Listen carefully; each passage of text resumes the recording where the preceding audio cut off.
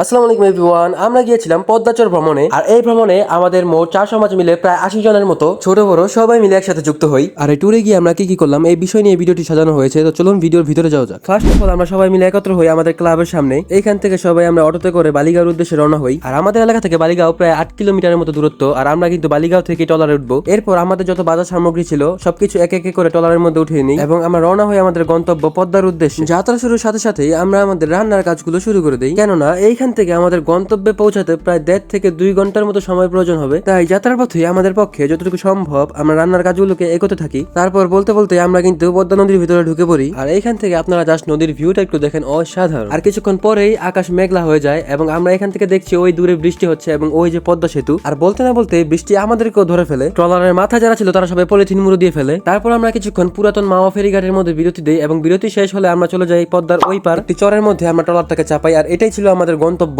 আর just আপনারা এখানকার ভিউটা একটু দেখেন, সুইজারল্যান্ডের মতো কিন্তু একটা ভাইবস পাওয়া যাচ্ছে। তারপর এক এক করে আমরা সবাই ট্রলার থেকে এখানে নামি। এখানে কিন্তু আমাদের সাথে একবারে ছোট থেকে একদম মুরব্বী বয়সের লোকজন ছিল, কিন্তু আমরা সবাই একত্র হওয়ার পর এতটাই আনন্দে মেতে উঠি যে আমাদের মধ্যকার যে বয়সের ভেদাভেদটা ওইটাই আমরা ভুলে যাই। তারপর আমরা একটি ফুটবল খেলার আয়োজন করি, যেখানে আমাদের একটি টিম ছিল বিবাহিত এবং আরেকটি টিম ছিল অবিবাহিত। আর এই ফুটবল খেলায় 2-1 গোলে বিজয়ী হয় বিবাহিত টিম। আমাদের কিন্তু আরো কিছু খেলার আয়োজন করা হয় এবং সেই খেলাগুলোতে বিজয়ীদের জন্য কিন্তু পুরস্কারেরও ব্যবস্থা রাখা হয়। এরপর শুরু হয় কাবাডি খেলা বা হাডুডু খেলা, যেটা হচ্ছে বাংলাদেশের জাতীয় খেলা। আমি আপনাদের একটু ভয়েসটা শুনাই।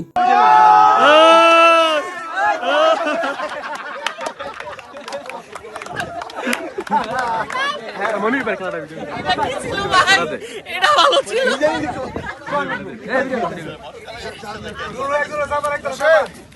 হাডুডু খেলা হচ্ছে শক্তির খেলা আর আমরা কিন্তু সবাই খুব আনন্দের সাথে এই খেলাটা আমরা উপভোগ করি। এক পাশে আমাদের খেলাধুলা চলছিল আর আরেক পাশে আমাদের রান্না বান্নার কাজগুলো চলছিল, যা আপনারা স্ক্রিনে দেখতেই পাচ্ছেন। এরপর আমাদের সবার খেলাধুলা শেষ হওয়ার পর আমরা সবাই পদ্মা নদীতে গোসল করি। আর এই গোসলের মুহূর্তটাও আমাদের খুব আনন্দদায়ক ছিল। গোসল শেষে আমরা সবাই দুপুরের খাবার খেতে বসি। খেতে বসে দেখি আমরা বিকাল 4টার উপরে বেজে গিয়েছে, কিন্তু খেলাধুলায় আমরা এতটাই মগ্ন ছিলাম যে কোন দিক দিয়ে সময় পার হয়ে গিয়েছে এটা আমি টেরও করতে পারিনি। খাওয়া দাওয়া শেষে আরেকটি খেলার আয়োজন করা হয়, যার নাম মেবি বালিশ খেলা। আমাদের সাউন্ড বক্সের চার্জ শেষ হয়ে যাওয়াতে আমরা আমাদের ভেতর থেকে একজনকে মাঝখানে দাঁড় করিয়ে দিই এবং তার চোখে পট্টি বেঁধে দিই। আর এই খেলার রুলসটি হচ্ছে, ছেলেটি যখন বোতল বাজানো বন্ধ করে দিবে এবং ওই অবস্থাতেই যার হাতে টিস্যুর বক্সটি থাকবে সে নক আউট হয়ে যাবে এবং লাস্ট পর্যন্ত যে টিকে থাকবে সেই হবে প্রথম বিজয়ী।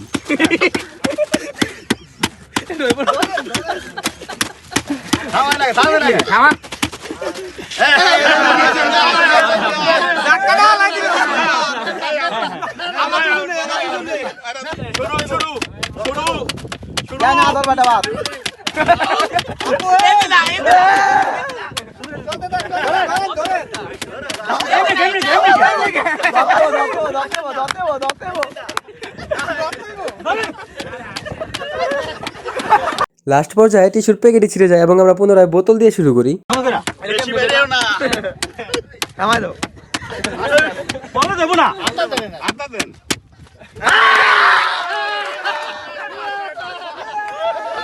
আর শেষ পর্যন্ত আমাদের এই গেমের বিজয়ী হয় আমাদের বিল্লাল কাকু। তারপর সন্ধ্যা ঘনিয়ে আসে এবং আমরা ট্রলারে উঠে যাই। আর খেলাধুলায় বিজয়ীদের পুরস্কার বিতরণের জন্য আমরা শামুর বাড়িতে অবস্থান করি। প্রথমত পরাজিত টিম অর্থাৎ অবিবাহিত টিমদের পুরস্কার বিতরণ করা হয়। এরপর যারা বিবাহিত টিম ছিল অর্থাৎ যারা বিজয়ী তাদের পুরস্কার দেওয়া হয়। তারপর অন্যান্য খেলায় বিজয়ীদেরকেও ফার্স্ট সেকেন্ড থার্ড পুরস্কার দেওয়া হয় এবং এখানেই আমাদের সকল কাজের সমাপ্তি হয় এবং আমরা বাসায় ফিরে আসি। ভিডিওটি এখানেই শেষ করছি।